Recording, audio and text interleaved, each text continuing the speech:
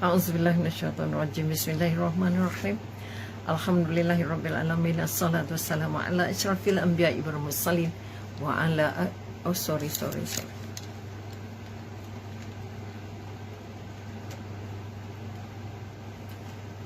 A'udzubillahi minasyaitonirrajim. Bismillahirrahmanirrahim. Alhamdulillahirabbil alamin. Assalatu wassalamu ala asyrafil anbiya'i wal mursalin wa ala alihi washabihi ajmain.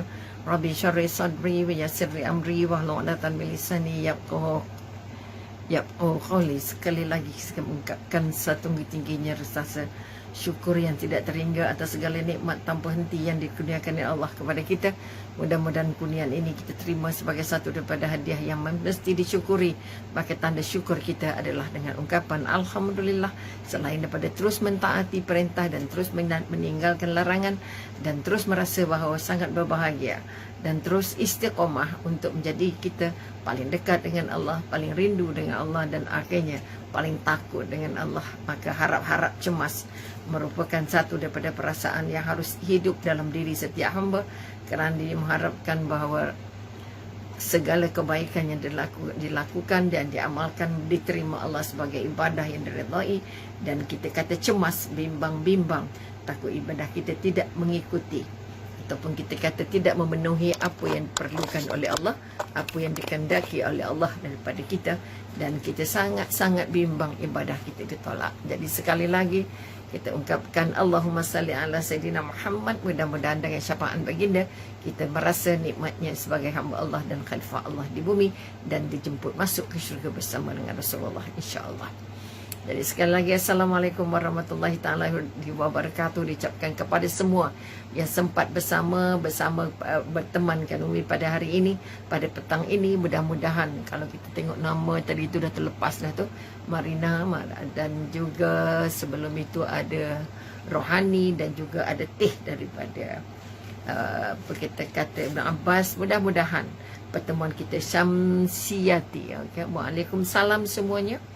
Mudah-mudahan kita diberikan rasa lapang dada, ringan fikiran, dan rasa tenang, kerana semua itu adalah hadiah dari Allah pada mereka yang sentiasa berusaha mendekatkan diri mereka kepadanya, insya-Allah. Jadi sekali lagi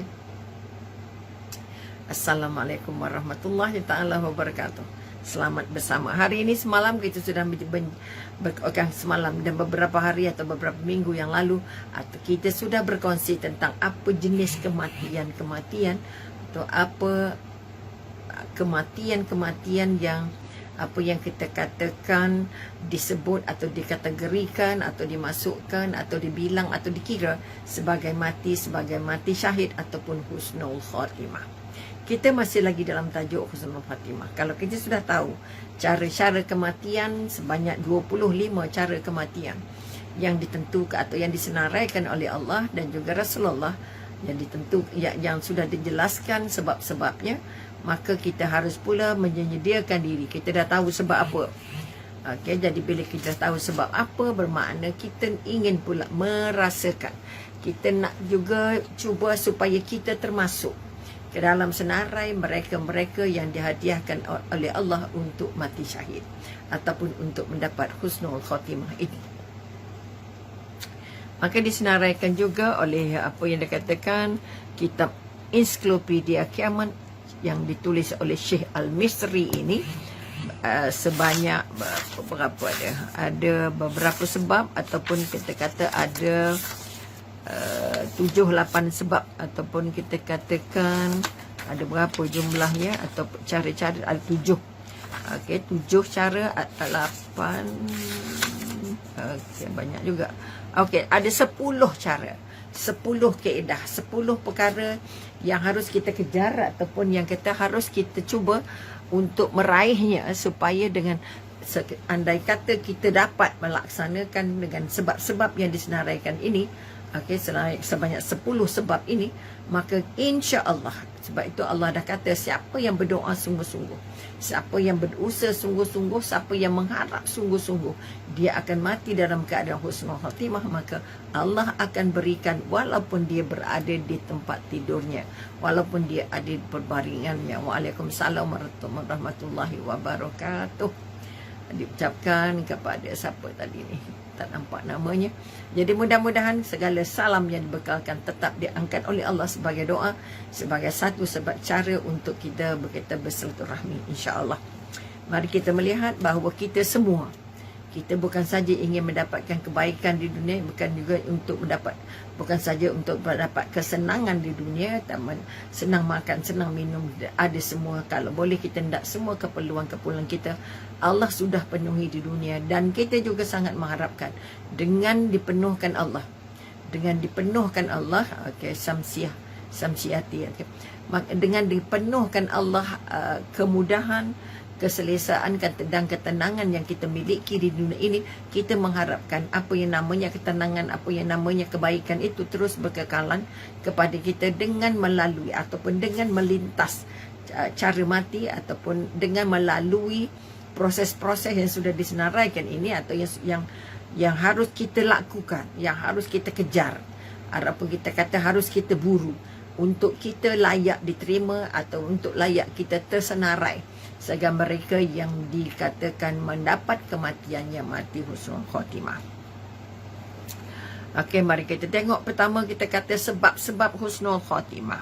Okey, sebab kita sentiasa berdoa, teruslah berdoa dengan penuh yakin, dengan penuh keinsafan, dengan penuh merasa bahawa Allah dengar doa kita. Kita nak, pertama kita kata kita nak mati dalam keadaan husnul khatimah, kita nak jumpa, kita nak terlepas daripada siksa alam barzah, bukan saja fitnah. Kita diminta untuk melindung dari fitnah alam barzah. Fitnah alam barzah ialah kesukaran kita untuk menjawab soalan-soalan yang dikemukakan oleh Munkar Nakir. Kedua, kalau kita kata fitnah dengan azab. Okey, kalau orang bukan tidak mukmin ataupun bukan orang yang cinta dengan Allah, dia maka saja akan menghadapi pertama apa yang dikatakan ujian. Okey, bukan saja ujian ataupun bukan saja fitnah kubur. Fitnah kubur artinya kesulitan kita menjawab soalan-soalan, siapa Tuhan kamu, siapa Nabi kamu, apa kitab kamu, siapa saudara kamu, mana kiblat kamu. Itu soalan-soalan yang kita katakan kalau sulit, itu namanya baru fitnah. Tetapi kita ada juga siksa kubur. Waalaikumsalam warahmatullahi ta'ala wabarakatuh. Allahu Akbar, sama-sama. Semoga semua yang terlibat dalam kebersamaan ini diberi Allah keredaan untuk menjadi hamba Allah yang benar, taat dan tayang dengan ilmu. Maka kita nak bangun balik, kita kata kita ada azab kubur dan ada fitnah kubur. Okay? Sebab itu kita nak berselindung daripada, bukan saja daripada fitnahnya, tetapi juga kita nak berlindung daripada azabnya. Sebab itu kita diminta menjadi orang beriman, minta mati syahid, minta kalau ya Allah ya Tuhanku, jadikan yang lahat kami ini sebagai satu daripada taman-taman syurga, bukan satu dari lubang-lubang neraka. Mengapa kita nak berdoa? Kerana dalam kubur ada fitnah kubur dan ada siksa kubur. Tetapi bila sampai kepada neraka, sebab tu kita kata ya Allah Tuhanku, jauhkan kami dari fitnah kubur, jauhkan kami dari fitnah kehidupan dan kematian. Dan yang kita takut sekali fitnah Dajjal, dan yang akhirnya kita minta selamat dari siksaan api neraka. Jadi siksaan api neraka tak ada, fitnah neraka tak ada, terus siksaan, okey, siksaan neraka. Sebab kita kalau boleh tak nak tinjau pun. Sebab itu kita berdoa, ya Allah ya Tuhanku, jauhkan kami dari fitnah neraka Jahannam. Neraka Jahannam ada neraka yang paling tinggi tempatnya, okey, supaya orang hamba pengikut Rasulullah yang melakukan dosa, dia masuk dulu ke neraka Jahannam, tetapi buat sementara bila dosa mereka selesai dengan balasan neraka, dosa-dosa atau balasan neraka selesai, maka mereka diberi kesempatan untuk masuk ke syurga Allah, insya-Allah. Tetapi kalau jatuh kepada neraka hawiyah, neraka jahim, neraka sakar, neraka yang di bawah itu, agak sulit untuk kita merasa untuk dapat diampun oleh Allah. Sebab itu kita kata kita akan diampun dan diselamatkan dari neraka walaupun imannya sebesar 1 dirham. Okay, walaupun ingatnya kecil. Dan satu lagi saya nak jelaskan, kita kata yang masuk neraka, yang pernah solat, yang pernah sujud, yang pernah melakukan ibadah, terutamanya ibadah solat, yang pernah sujud dengan Allah, mukanya tidak terbakar, dahinya tidak terbakar. Yang terbakar adalah kulit-kulit di tubuhnya. Kerana apa? Orang yang pernah membasuh wajahnya dengan air uduk dan pernah sujud dengan ikhlas kerana Allah, maka di dahinya akan keluar cahaya. Bukan suruh lebam-lebam dahi masa hidup tanda kita banyak sujud, bukan nak lebam dahi tanda banyak sujud, tapi bila kamu banyak sujud nanti Allah akan keluarkan cahaya-cahaya kerana kita pernah sujud, pernah menjalankan telah menyembah Allah dan sebagainya. Waalaikumsalam warahmatullahi wabarakatuh. Maka dengan sebab itu kita kata kita nak, kalau boleh kita tak nak, kalau boleh kita nak jauh dari fitnah. Ini beza antara fitnah dan siksa. Kita berdoa, ya Allah ya Tuhanku, jauhkan kami dari fitnah kubur, jauhkan kami dari fitnah kehidupan dan fitnah kematian. Maknanya kesulitan-kesulitan dalam kehidupan dan juga kesulitan-kesulitan dalam proses kematian.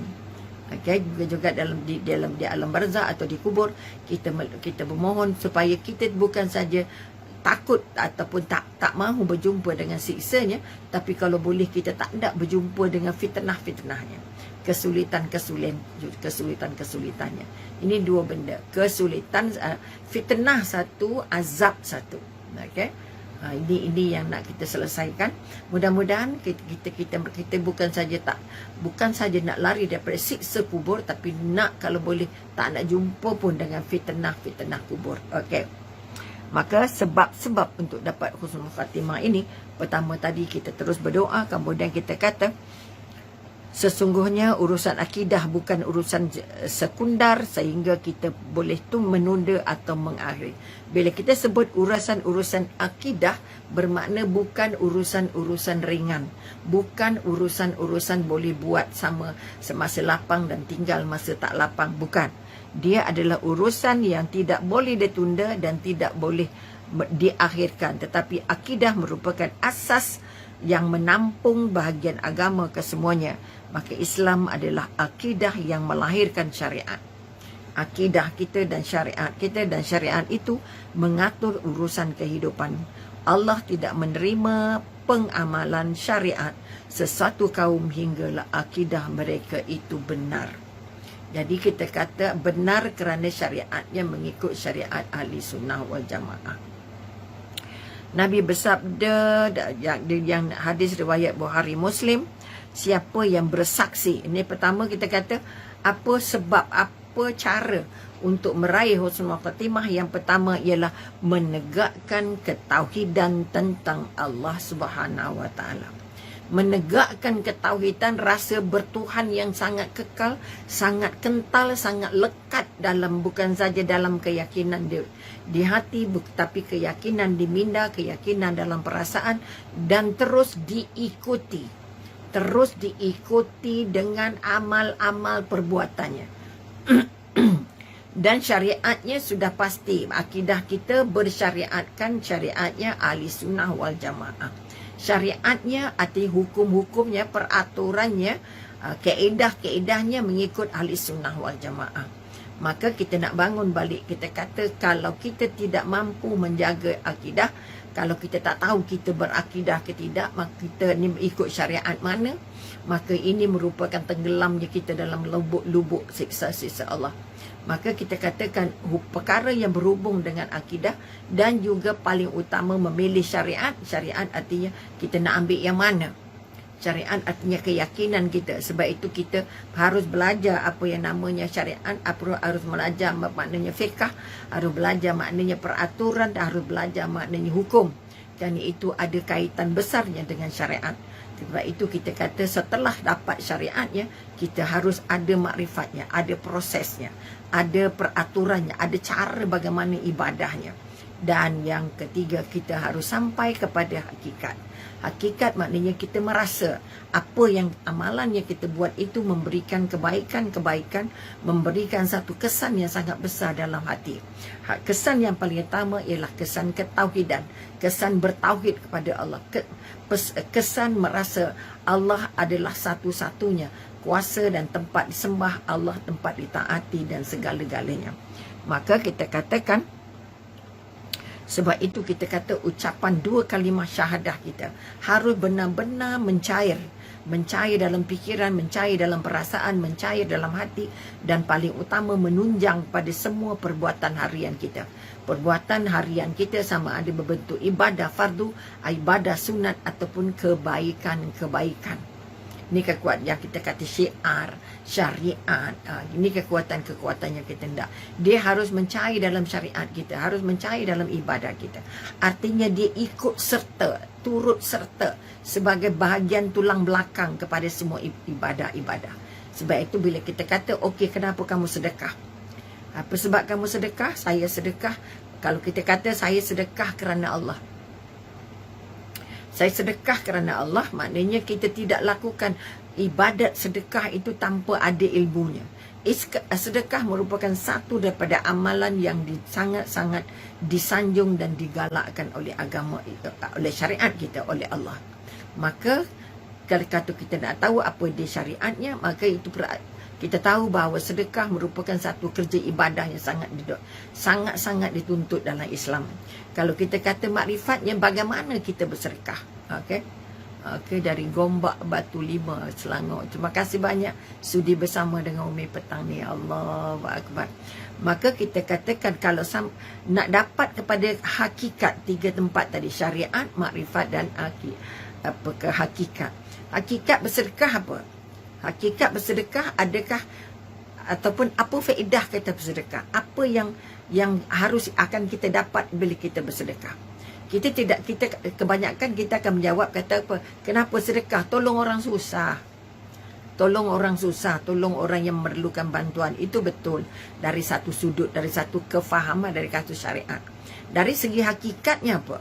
Saya nak membersih. Hakikatnya mesti sampai bukan saja tolong orang susah, tolong orang miskin, ataupun kita kata tolong orang dalam keadaan sulit, tetapi harus sampai kepada saya bersedekah kerana saya nak bersihkan diri saya, nak bersihkan hati saya, nak bersihkan fikiran saya daripada perasaan kedekut, dari perasaan bakhil.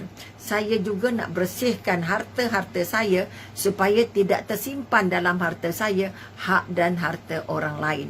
Itu baru sampai hakikat. Tadi kita kata niat kerana Allah, mengikut syariat yang Allah tentukan, dan akhirnya kita hasilnya ialah untuk membaiki diri kita supaya lebih dekat dengan Allah, untuk membersihkan diri kita supaya kita jauh daripada kedekut, dan untuk membersihkan harta-harta saya daripada tersimpannya harta orang lain, dan yang paling besar juga termasuk dalam saya nak membersihkan tangan saya supaya tangan saya ini boleh membawa pahala. Tangan saya ini esok jadi bukti bahawa saya pernah membuat kebaikan ataupun saya pernah bersedekah. Ini hakikat yang harus muncul.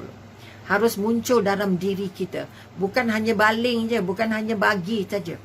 Okey, sama juga kalau kita kata saya berkorban pada hari-hari raya korban. Okey. Kalau kita kata saya berkorban pada raya korban, bukan sekadar bayar duit lembu saja. Bukan sekadar kerana orang lain korban, kita pun korban. Oh, ada 3-0 lagi, jom siapa nak korban. Okeylah, saya lah nak masuk supaya dia penuh, contohnya. Maka kita sudah tinggal, kita kata sama juga syariatnya betul. Kita dah mendaftar dan dah bayar. Kemudian apa dari segi apa kita katakan hakikatnya, kalau kita kata makrifatnya, proses kita melakukannya. Kita lakukan kerana apa? Kalau kita kata dari segi tauhidnya, saya lakukan semata-mata kerana Allah. Saya lakukan kerana saya nak menurut syiar-syiar yang dijalankan ataupun yang dihukumkan ataupun diberikan kebenaran, digalakkan oleh agama. Saya nak menjadikan hari raya kurban ini sebagai hari raya saya benar-benar menunjukkan cinta saya kepada Allah. Maka kita bersungguh-sungguh memahami apa hakikat yang nak diperolehi. Mudah-mudahan dengan pengorbanan saya ini, saya diampun dosa. Dengan pengorbanan saya ini, saya jadi lebih pemurah.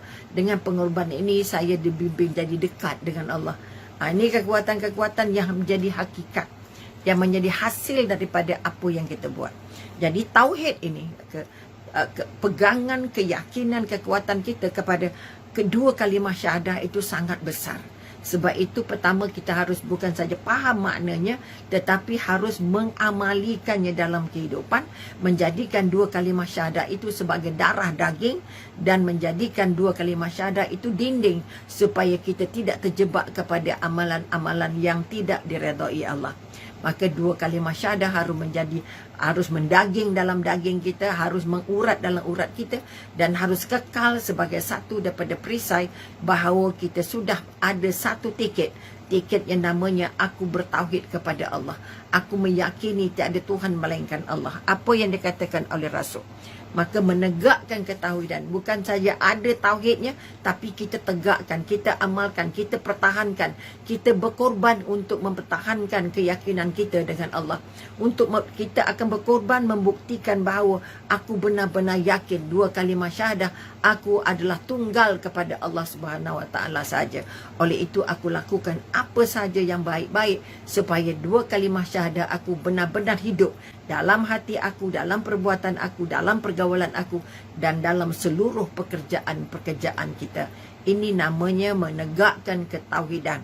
Bukan kata-kata kita ingat Allah masa sujud, kita ingat Allah masa rokok, ingat Allah masa susah, ingat Allah masa sakit. Tak.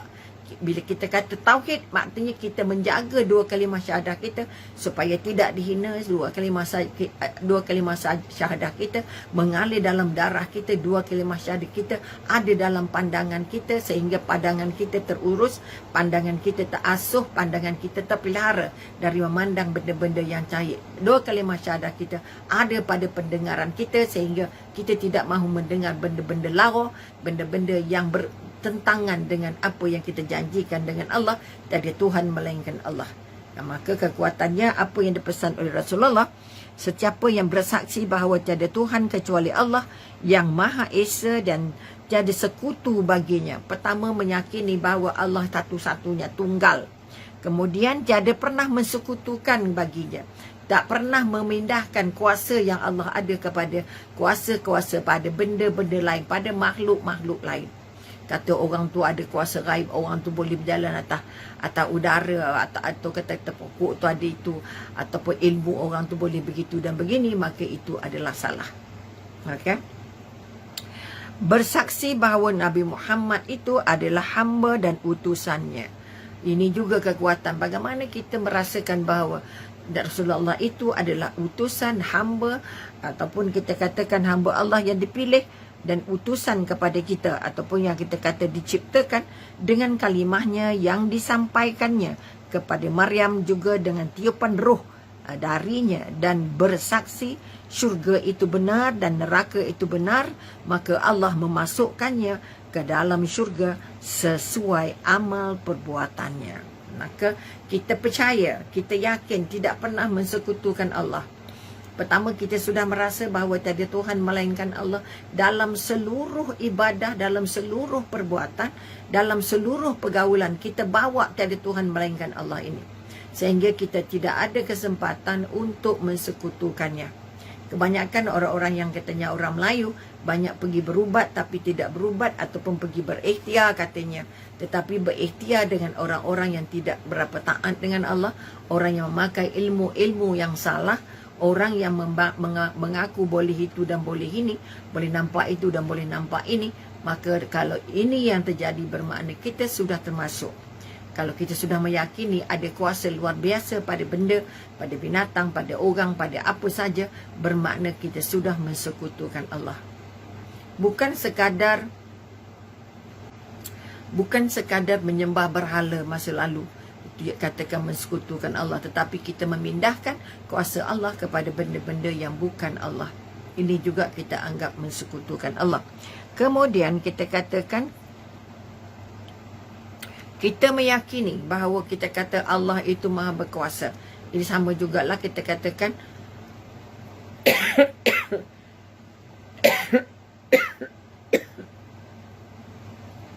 sebagaimana keteguhannya Siti Maryam. Okay? Seorang wanita paling suci yang dimasukkan Allah Ruh Kudusnya Allah ke dalam rahimnya, sehingga dia terpaksa melalui fitnah kehidupan yang sangat berat. Okay, mengandung tanpa bersuami. Maka ini merupakan satu keyakinan yang setebal-tebalnya Okay, setebal-tebalnya bahawa dia yakin apa yang terjadi pada dirinya adalah kerana mahunya Allah. Itu satu contoh tauhid yang sangat tinggi. Okay. Sama juga kalau kita melihat Asiyah isteri Fir'aun. Dia sanggup dibunuh oleh suaminya kerana dia merasakan bahawa dia meyakini bahawa suaminya itu berada dalam keadaan mensyirikkan Allah, dan dia memohon dengan Allah atas keyakinannya bahawa dia mohon digantikan, didirikan sebuah rumah di syurga, okay, sebagai ganti istana yang ditinggalkannya semata-mata kerana Allah. Ini antara contoh-contoh tulen, contoh-contoh agung, contoh-contoh jelas bahawa dia sangat-sangat meyakini bahawa ini apa yang terjadi adalah atas izin Allah, maka dia mengharapkan hanya pertolongan Allah. Kalau Siti Maryam akhirnya harus melalui fitnah yang sangat berat, harus meninggalkan kampung halamannya, harus bersalin seorang diri, harus membawa anak yang tidak punya ayah, kata fitnah itu. Akhirnya Allah memberikan petunjuk yang mana anaknya yang kecil masih sudah boleh berkata-kata. Maka keyakinan inilah, keyakinan yang dipegang oleh Siti Maryam inilah harus tertunjang dalam diri kita, supaya kita benar-benar meyakini bahawa apa yang kita buat ini semata-mata kerana Allah, kerana aku sudah mengucap 2 kalimah syahadah, kerana aku sudah meyakini dalam hati aku bahawa tiada Tuhan melainkan Allah, dan aku nak ikut apa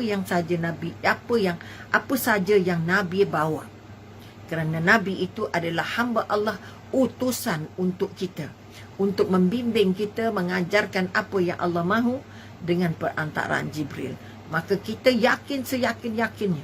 Jangan sampai hari ini sudah ada anak-anak kita yang mendakwa kepada ibu ayahnya. Mana ayah tahu bahawa Nabi itu tak ada dosa? Mana ibu tahu Quran itu tak salah? Maka dakwaan ini menggambarkan keyakinan bertuhannya koyak, tauhidnya dengan Allah tergugah, dan akhirnya kita bimbang anak kita terlepas daripada akidah dan juga syariat yang dibawa oleh Rasulullah, ataupun yang kita kata tidak lagi meyakini apa syariat yang nak dibawa, apa akidah yang nak dipegang selain daripada ahli sunnah wal jamaah. Ini yang menyebabkan kita bimbang. Kalau tauhid kita tak kekal, maka anak kita, keluarga kita mudah terburai akidahnya, keyakinan dan syariat-syariatnya tidak dipelajari, sehingga mereka tidak mampu untuk mengamalikan rasa tauhid, rasa bertuhankan Allah secara yang benar-benar diyakini. Ini yang sudah banyak terjadi sekarang. Maka kita kata kalau dalam hadis Utban bin Malik yang disebut, yang diriwayatkan oleh ataupun yang disebut oleh Utban bin Malik, dikatakan sesungguhnya Allah mengharamkan neraka kepada siapa saja yang mengatakan tiada Tuhan kecuali Allah kerana mengharapkan redha Allah. Mengharapkan redha Allah ini yang paling besar. Kita tak nak redha suami saja, kita tak nak redha mak ayah saja. Kalau tak ada redha Allah, semua redha itu tak pakai. Sebab itu dipesan redha Allah ada dalam redhanya ibu bapa kalau belum bernikah, kalau perempuan. Kalau maknanya kita kata kita nak redha suami. Kalau redha suami itu Allah redha tak pada suami kita. Allah taat, Nabi taat, suami kita taat ke tidak kepada Allah. Menjaga tauhidnya tidak. Menjaga 2 kalimahnya syahadahnya ke tidak.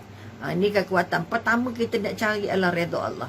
Cari redha Allah. Jangan cari redha manusia. Jangan cari redha orang besar, orang kecil. Jangan cari redhanya sahabat saja. Kerana bila kamu mencari redha manusia, kamu pertama akan kecewa. Bila kamu mencari redha Allah, insya-Allah sama ada kamu di dunia atau di akhirat, kamu tetap akan bahagia. Oleh itu jangan takut orang tak redha dengan kita, tak senang dengan kita, tak suka dengan kita, tetapi kita masih dapat redhanya Allah. Itu merupakan hadiah paling berharga. Maka sebab itu orang yang menjaga tauhidnya, mengukuhkan, menegakkan, ditegakkannya keyakinan bahawa tiada Tuhan melainkan Allah itu dalam setiap gerak hidupnya, dari buka mata sampai tutup mata. Okay, kenapa buat ini kerana Allah? Kenapa buat ini kerana Allah? Dan bukan sebut saja kerana Allah. Dia tahu. Dia harus tahu syariatnya. Kita kata maknanya kita kata kalau kita kata berbohong itu berdosa, dia kena tahu apa hadisnya, apa dalilnya, okey, apa perintahnya. Okey, sama juga kita dikatakan, okey, kita tahu siapa puasa bulan Ramadan pahalanya paling besar, hadiahnya syurga. Tapi kita tak belajar puasa tu apa, sunatnya apa, makruhnya apa dalil-dalilnya, apa fadilat-fadilatnya, bagaimana menjaganya, apa yang dia katakan batal, apa yang dia kata tak batal, apa makna sahur, apa makna berbuka, apa maknanya bertarawih, apa maknanya apa kita katakan baca Quran, apa yang nama kita kelang kabut bulan puasa. Wah, tetapi kita tak tahu apa makna di sebalik ibadah itu. Ini yang kita paling bimbang, kerana itu tidak membuat ibadah itu menjadi yang paling kita cintai. Jadi mencari redha manusia memang kita akan kecewa. Kita rasa orang tu sayang kita, kita rasa orang tu suka kita, tapi hujung tidak berhujung pada bahagia. Maka mencari redha Allah, menegakkan ketauhidan, menegakkan keyakinan bertuhan kita dalam seluruh kehidupan kita merupakan satu daripada petanda, satu daripada gaya hidup yang boleh meraih husnul khatimah. Tapi kalau itu tak tahu, ini tak tahu, itu tak tahu, tak pernah jumpa hadis, tak pernah jumpa baca terjemahan, tak pernah baca tafsir, makanya kita bimbang, tidak pernah belajar apa dia fiqh, apa dia tauhid, apa dia tasawuf, maka kita bimbang, kita percaya kosong. Allah kata, aku tidak terima ibadah yang berasaskan ikut-ikut.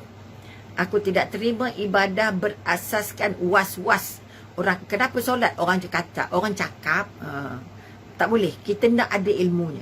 Kenapa kita baca solat? Kerana rukun Islam yang kedua mewajibkan kita menunaikan solat 5 waktu. Belajar pula lagi kenapa 5 waktu itu. Dan apa kekuatan-kekuatannya. Mengapa suruhnya 4. Kenapa maghribnya 3. Kenapa subuhnya 2 je. Okay? Contoh. Kita boleh jawab dengan anak kita. Mak, kenapa subuhnya 2 saja? Okay?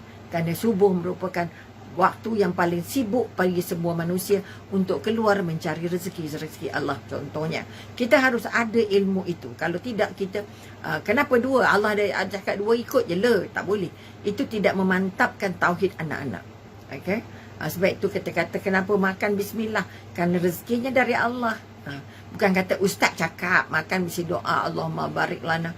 Tapi anak tak tahu bermaknanya Allahumma barik lana fi ma razaqtana wa qina azabannar. Terjemahkan, ya Allah, Tuhanku berkatilah rezeki yang aku anugerahkan ini. Ini kekuatan dan jauhkan kami daripada api neraka. Harus tahu kenapa doa itu dibaca. Okay? Itu yang namanya kita kata 2 kalimah syahadah kita ikut dalam setiap ibadah kita. Okay? Ingat, Allah tak terima amalan yang dibuat tanpa ilmu. Allah tidak terima ibadah yang dibuat secara ikut-ikut. Kita banyak solat maghrib masa kita muda-muda, kecil-kecil, tak tambah ilmu. Kita ikut apa mak kita cakap. Mak kita pun tak pernah tahu apa sebab-sebabnya. Kerana mereka pun tidak dapat sebab-sebab itu. Okay? Tidak dapat apa hakikat di sebalik ibadah itu.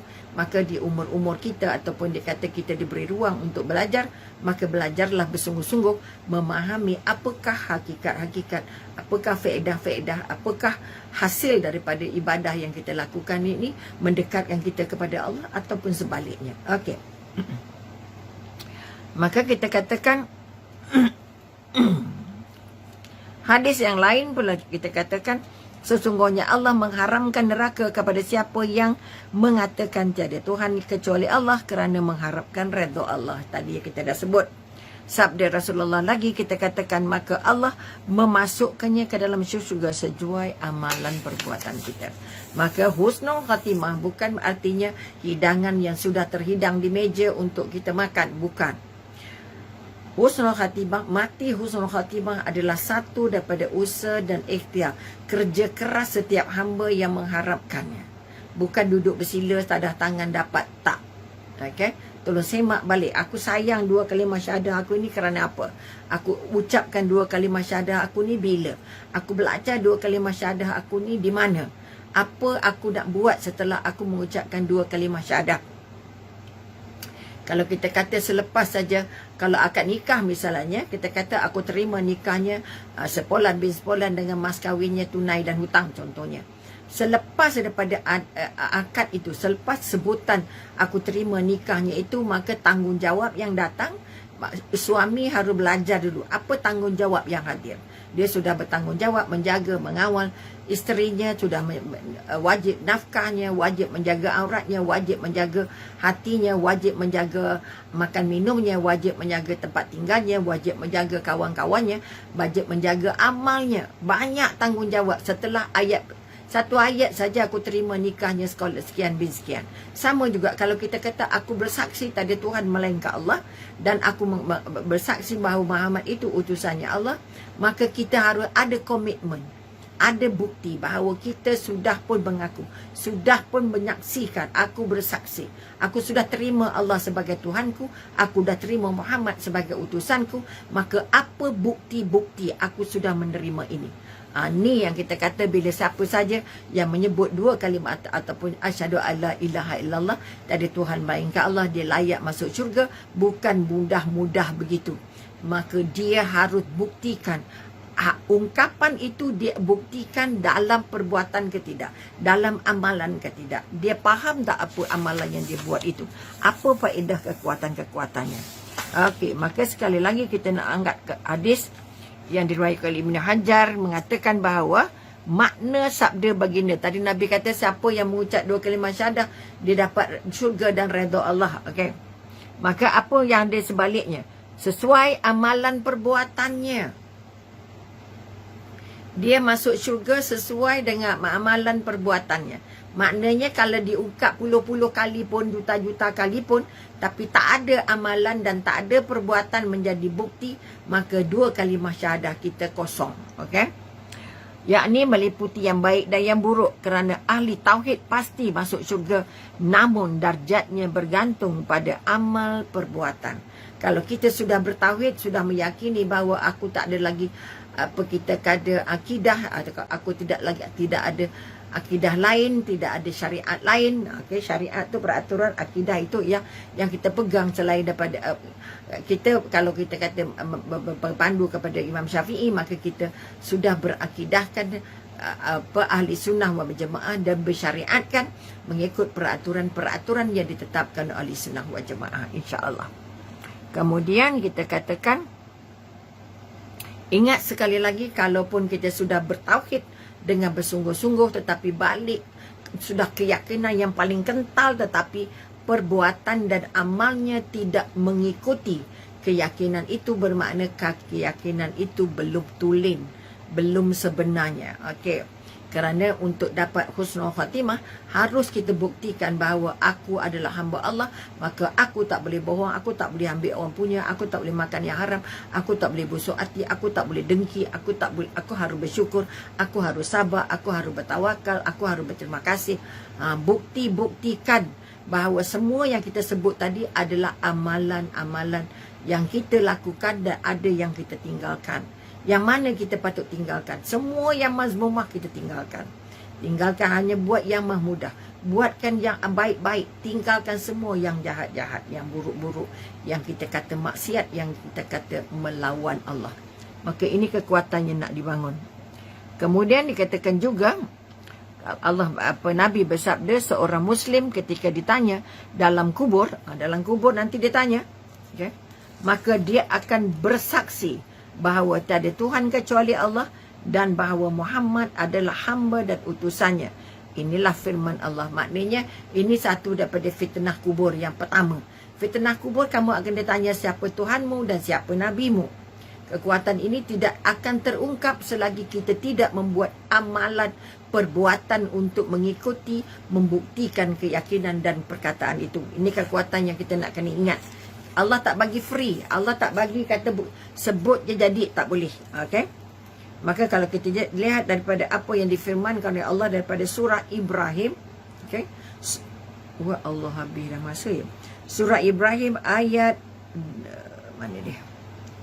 Ayat 183 insya-Allah. Allah meneguhkan iman. Ini Allah meneguhkan iman orang-orang yang beriman, okey, dengan ucapan yang teguh di dalam kehidupan di dunia dan akhirat. Allah teguhkan iman kita kalau kita benar-benar bergantung sepenuhnya dalam kehidupan kita dengan Allah, menyerahkan seluruh kehidupan kita kepada Allah. Maka Allah yang teguhkan iman kita. Dan dengan syarat kita tidak melanggar apa yang dilarang Allah, maka dikatakan kata-kata akan diberikan, Allah meneguhkan iman orang-orang yang beriman dengan ucapan. Ini hadis riwayat Bukhari, yang teguh di dalam kehidupan. Maknanya bila ucapan yang kita ungkap dengan perkataan atau yang kita ungkapkan dengan perbuatan. Okey. Kalau kita kata ya itu dengan perkataan, kalau kita ngangguk tu namanya dengan perbuatan. Maka perbuatan dan amalan kita harus menjadi bukti bahawa kita benar-benar meyakini, kita benar-benar berpegang teguh kepada kekuatan-kekuatan Allah, insya-Allah. Jadi sekali lagi, itu sebagai apa kita kata syarat yang pertama untuk memburu husnul khatimah, menegakkan tauhid kita dengan Allah, mengukuhkan hubungan kita dengan Allah. Mudah-mudahan dengan cara begini, usaha yang berterusan ini, kita layak dipilih Allah untuk disenaraikan sebagai, termasuk dalam senarai orang-orang yang mati dalam husnul khatimah, insya-Allah. Itu baru syarat yang ataupun proses yang pertama, amalan yang pertama, perbuatan yang pertama untuk kita layak. Mudah-mudahan kita semua layak, kerana kita sudah lama mengucapkan 2 kalimah syahadah dan kita hanya nak mengukuhkan lagi keyakinan, bukti-bukti, nak kumpul bukti-bukti yang cukup luas, cukup besar, cukup yakin, cukup kental kata Allah untuk diyakini oleh Allah, diterima oleh Allah sebagai manusia yang sudah menegakkan tauhidnya dengan Allah. Jadi sampai di sini dulu. Terima kasih banyak kepada yang turut serta menemankan Umi, turut serta dalam sesi ini. Mudah-mudahan kita diberi kekuatan oleh Allah untuk terus merasakan bahawa Allah Maha dekat, Allah Maha pengasih, Allah Maha penyayang. Allah pemegang kekayaan, Allah memegang kefakiran, Allah memegang ketenangan, Allah memegang kesihatan dan segala-galanya dari Allah. Maka berebutlah kita membina, mengukuhkan ketauhidan kita, rasa yakin dengan Allah dengan bersungguh-sungguh. Mudah-mudahan kita termasuk sebagai seorang yang layak untuk meraih mati dalam husnul khatimah, insya-Allah. Jadi sekali lagi terima kasih, syukur alhamdulillah kerana sudi berteman dengan Umi petang ini. Dan jangan lupa doakan Umi sehat dan panjang umur untuk kita menyambung sembang petang. Dan sekali lagi jangan lupa kita ada tabung sembang petang yang terus terbuka untuk anda sekalian, untuk anak ahli keluarga sembang petang, terus-terusan menempah tiket, membersihkan hati dari kefakiran, membersihkan hati daripada rasa bahaya dan kedekut, dan paling utama menempah jalan-jalan melayakkan pengampunan, kerana sedekah merupakan satu dari proses untuk mendapat ampunan, mendapat kesihatan dan mendapat ketenangan. Jadi teruslah kita menyumbang kepada tabung sembang petang yang masih terus menerima apa saja sumbangan berapapun jumlahnya, dengan syarat kita buat semata-mata kerana Allah.